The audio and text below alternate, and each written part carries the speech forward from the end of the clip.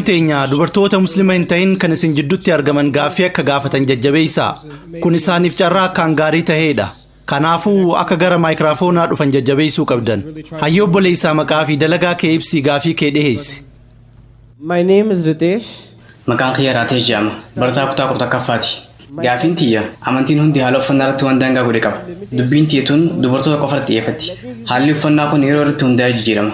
Garuu burqaan yookaan niqaamni hanga ammaatti hin jijjiiramne. Maaf yeroo waliin jijjiiramuu dhabe. Akkasuma gaaffii dabalataa takkaan qaba. Dhiifama naaf godhaa. Yeroo Ramadaanaatti musliimoonni hundi ni soommanan. Halkan ammoo ni sooratan. Eegasuu soomana maaliif soommanan? During Ramzan, I've seen all the Muslims will be fasting. The brother said that by the passage of time, obboleessi wanni gaafate amantiin hundi uffannaa mataa isaa qaba. Ta'us adaduma yeroon jijjiiramuun uffannaan jijjiiramaa jira. Garuu dubartoonni musliimaa hanga ammaamaaf burqaa yookiin niqaaba uffatanii je. Obboleessa uffannaan wal qabatee islaamummaa keessatti ulaagaalee guutamuu qaban jahaatu jira. Dhiiraaf uffannaan handhuurarraa ka'ee hanga jilbasaa uwwisuu qaba. Yoo xiqqaate qaamni hangi kun uwwifamuu qaba. Dubartootaaf ammoo qaamni isii guutuun uwwifamuu qaba. Wanni mul'isuun hayyamamu harkaa fi fuula qofa. Hayyoonni gariin kan fuullinis uwwifamuu qaba ja'anni jiran. Ulaagaaleen shanan hafan ammoo dhiiraafis dubartiifis wal fakkaatoodha. Inni lammadaa uffannaan sun itti maxxanee kan boca qaama isaanii mul'isu ta'uu qabu. Uffanni sun bal'aa ta'uu qaba. Kan sadaffaa ammoo haphii tahee kan namni uffata san keessaan qaama namaa laalu ta'uu qabu. Afraffaan uffanni haalaan bareedee saala faallaa akkaan hawwatuu qabu. Shanaffaan uffannaan san uffata warra kafaree fakkaatuun qabu. Jahaffaan ammoo uffannaa saala faallaa fakkaatuun qabu. Dhiirri uffata dhiiraa, dubartiin ammoo uffata dubartii uffatuu qabdi. Kanniin ulaagaalee bu'uuraa jahani. Ulaagaaleen jahan kunniin amantiilee biroo keessattis ibsamanii jiran. Macaafa qulqulluu yoo dubbiste kitaaba keessa deebii yookiin Diitornoomii boqonnaa 22 lakkoofsa 5 irratti akkana jedha. Uffata dhiiraa dubartiin hin uffatin, uffata dubartii dhiirri hin uffatin. Namni waan akkasii dalage Waaqayyo biratti jibbamaadha. Dabalataan Ximootewoos duraa boqonnaa 2 lakkoofsa 9 irratti akkana jedha.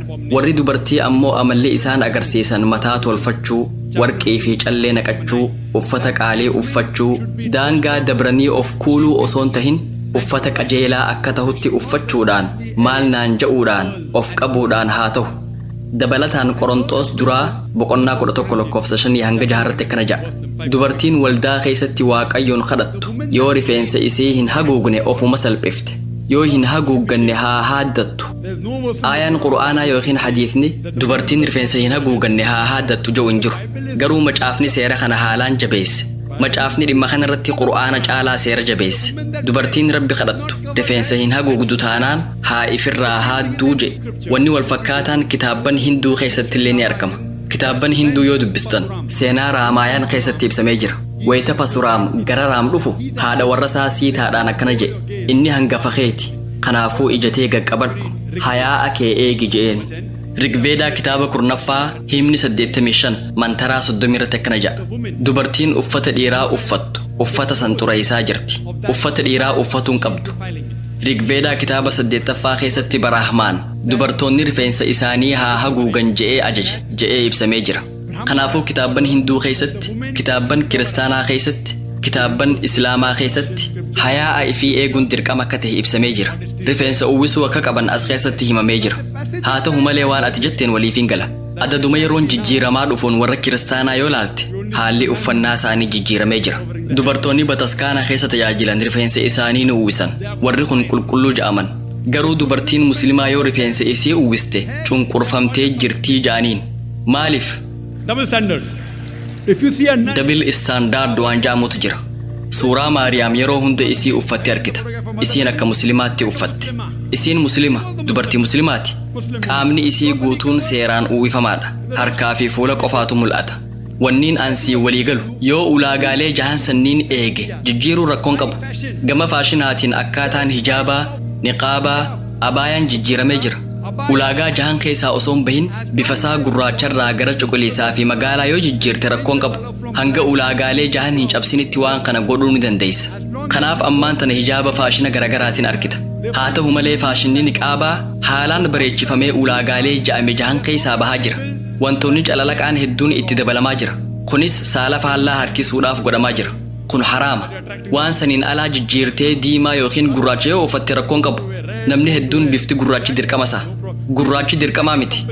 Yoo uffata gurraacha uffatte tarii torbaanitti yeroo takka qofa miicuuf dirqamta. Adii uffannaan ammoo guyyaa hunda miicuu qabda. You may have to wash every day. The choice is yours. You wear white and wash it. Filmaanni keeti. Adii uffattee guyyaa hunda dhiquu fi gurraacha uffattee torbaanitti yeroo takka qofa dhiquun filannooteeti. Hanga ulaagaalee hijaabaa jahan hin cabsinitti uffachuu mirga qabda. Ammaan tana hijaabni faashina garagaraatiin dhufaa jira. Hanga ulaagaalee jahan hin cabsinitti uffatuu ni dandeessa. Garuu kan hayaa eegu ta'uu qaba. Hayaa eegnaan ni hayyamama.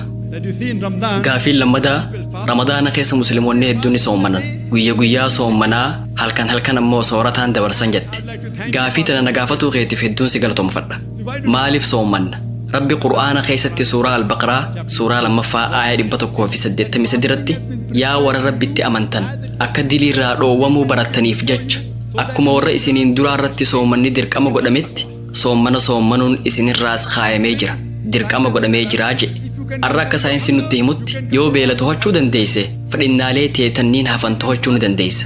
Kanaafuu yoo soommante fedhinnaalee teetanniin hafan to'achuu ni dandeessa. Dubbii ati jettuun waliif hin gala. Muslima hunda jechuus baattu. Osoo muslima hedduullee jetteenuma ta'a. Musliimonni hedduun ammaan tana ni soommanan. Wayita soommana furan ammoo ayyaana soorataatti deebi'an. Kun ammoo kaayyoo silaa soommanni kaayameef san bilaash godha. Waan ati jetteen waliif hin gala. Namoonni hedduun guyyaa gara halkaniitti halkan ammoo gara guyyaatti jijjiiran. Guyyaa guutuu rafaa oolanii halkan guutuu ammoo kirkee taphataa bulan. Jireenya duraan beekame san itti fufsiisuu qabda. San keessatti ibaadaa heddummeessuu qabda. Wayita soommantu hammi soorataa ati soommantu gad xiqqaata. Kun ammoo fayyaa qaamaatiif gaariidha. Garuu heddummeessitee nyaatta taanaan rakkootu si mudata. Karaa sirrii taheen yoo soommante faayidaa hedduu argatta. Isa kanaaf viidiyoo xiyyeetaniin dhimma kanarraa haasawee ilaaluu ni dandeessa. Dhimma soommanaa irratti sagantaa kutaa 64 qabu dalageetiin jira. Sagantaan tun ramadaana keessa dhihaatti. Inshaa Allah faayidaalee soommanaa hedduu achi argachuu ni dandeessa. Deebisaasiif kana je'eetiin abdadha. Yoo gaafii dubartii muslima hin taane qabaatte nuuf dhiheessi. Assalaamu alaikum. Gaafii tana dubartii muslima hin tahin bakka bu'eetiin gaafadha. Maqaan isii Vaandeenaa jedhamti. Barumsi ammaatiin nuuf kennite anaaf waan haariya. Beekumsi qiyyaas xiqqaadha. Kanaafuu gaafii bu'uuraa takkaan si gaafadha. Aayaalee Qur'aanaa 6,000 ta'an keessaa kan 10,000 lakkaawwaman. Waa'ee saayinsii eega dubbatan ta'e dubbiin ijoo Qur'aanaa maali? Sister, that's a very good question. That if the Quran contains more than 6,000 verses and more than 1,000 speak about Obboleettiin gaafii bareedduu gaafatte. Qur'aanni aayaalee 6,000 ol qabaatee 1,000 ol ammoo waa'ee saayinsii eega dubbatu ta'e dubbiin ijoon Qur'aanaa maali jette. Obbolii akkumaan gaafii duraarratti ibsetti ergaan yookiin dubbiin ijoo Qur'aanaa tawxiida. Rabbii tokkichatti amanuu isa qofa kophaasaa gabbaruudha. Akkumaan amma dura dubbadhe Qur'aanni kitaaba saayinsiitii miti. Inni kitaaba saayinsiiti. Saayins kitaaba aayatoota yookiin mallattooleeti. Qur'aanni kitaaba jireenya kee akkamitti akka tolfatuu qabdu sitti mul'isu. Nama shirishirii Raavishaankar jedhamu wajjiin wayite wal morminutti kitaabni kun ogummaa jireenyaa irratti kitaaba irra gaariidha je'eetiin itti hime. best book on art of living. Kitaabni waa'ee ogummaa jireenyaa akka gaariitti ibsu Qur'aana. Kitaabni kun kitaaba akkaan gaariidha. Ummata miseensa biliyeena 1.3 ol ta'uu qaba. Kitaabni kun akkaataa jireenya kee itti oofattu si barsiisa. Qur'aanni kalimaa Rabbii waan ta'eef aayaan Qur'aanaa tokkichi kallattii garaagaraatiin ilaalamuu danda'a. Aayaanni waa'ee saayinsii irraa haasa'u kan kuma caalu kun kophatti waa'ee saayinsii qofa dubbatan jechuu miti. Dhimmoota biroollee ni dubbatan. Kun bareedina Qur'aanaati. Namni waa'ee saayinsii hin feenes yoo dubbise ni hubata. Namni saayinsii beeku yoo dubbise ammoo kallattii addaatiin hubata. Namoota lachuu ni quubsa. Kun bareedina Qur'aanaati. Kana jechuun Qur'aanni kitaaba saayinsiiti jechuu miti. Tahullee aayaan Qur'aanaa tokkolleen kan saayinsii hangammaatti mirkanaa'een walitti bu'u hin jiru. Kitaaba Rabbii waan ta'eef kitaabni kun qajeelfama akkaataa jireenyaa ibsa. Rabbii tokkotti akka amannu, akkamitti akka isa gabbaruu qabnu, akkamitti akka jireenya keenya qajeelfannu nu garsiisa. Waan gaarii fi hamtuu ibsa. Wantoota fardii tahan kan namni dalaguu qabuu fi wantoota hamoo tahan kan namni irraa fagaatuu qabu nu barsiisa. Deebisaasiif kana jeetiin abdadha. And the prohibited things that you should abstain from. It's mentioned in the Quran. Hope that answers the question, sister. Obbolii gaafii biraa kan nama muslima hin ta'in irraa dhufe yoo harkaa qabaatte itti fufi. Barumsi ati nuuf kennite nama hawwata. Odeeffannoolee amma ati nuuf kennite kana nama asitti argame keessaa waan kana amma dura namni hangam akka beeku addaan baafatuudhaaf akka harka isaanii baasan naa gaafatta. Kan itti aanu ammoo barumsi ammayyaa fi quraanni maaliif waliin kennamuudhaaf. Sister has a question that from the audience. Obboleettiin ummata as jiru keessaa hangam keessantu waa'ee barumsaa nama waltajjii irratti kannee kana beeka tan jettu beekuu barbaaddi. Yaaboo harka keessan baasaa.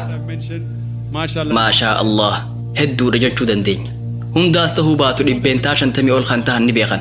An kitaaba qur'aanaa fi saayinsiin ammayyaa wal simamoo wal dida jedhu barreesseetiin jira. Kitaabni kun hulaa konferansii tanaa irrattis namaaf qoodamutti jira. Namoonni hin arkatin wayita asirraa baatan arkachuu dandeessan. Kitaabni qur'aanaa fi saayinsiin ammayyaa wal simamoo wal dida jedhu inshaa Allah hulaa irratti ni qoodamu. Kitaaba fakkii halluu garagaraa qabaniin guutame. Gaafii lammadaatiin wal qabatee barumsi ammayyaa maaf warra muslimaatiifis hin kennamnee ja'a. Obboleettiin akkuma hubatuu dandeessu kanneen dhibbeentaa 1 yookiin 10 yookiin dhibbeentaa 10 gad tahantu harkan baasini. Kanaafuu maashaa Allah hedduun isaanii baratanii jiran. Tahullee barumsa kana hordofuuf dhufan. Tarii kutaa gaafii fi deebisaatiif jecha dhufan ta'a. Qaama sagantaa tanaa keessaa sun isa irra gaariidha.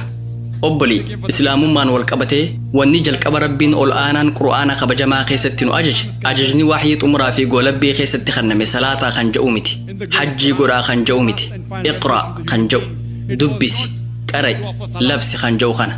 Kanaafuu ajajni duraa rabbii ol aanaan wahyii xumuraa fi goolabbii keessatti kenname dubbisuu kan jedhu kana. Waa'ee barumsaati. Sababa kanaaf muslimni yeroo isaa irra guddaa barumsa irratti fixuu qaba. Alhamdulillah ummanni kibbarraa dhufe warri kerallaa warri jinaayi ummata biraa wajjin yoo wal bira qaban alhamdulillah gaariidha. Musliimoonni kerallaa dhibbeentaa 100 warra barate. Musliimoota qofa osoo hin taane warri kerallaa hundi baratanii jiran. Musliimoonninis warri musliman tahinis baratanii jiran. Kanaafuu dhiibbaan addaatis ni jira jechuudha. Islaamummaan wal qabatee ammoo muslimni hundi baratuu qaba. Dhaamsi warran baratiniif dabarsinus kanuma. Barumsa baratuun haalaan barbaachisaadha. Rabbiin ol aanaan subhaanahu wa ta'aalaa wahyii xumuraa fi goolabbii keessatti jalqaba waa'ee barumsaan nu ajaje. Deebisaasiif kana jeetiin abdadha. So that's the message for those who are not educated, that acquiring education is important, and that is the first guidance given by Allah subhanahu wa ta'ala in the last and final revelation.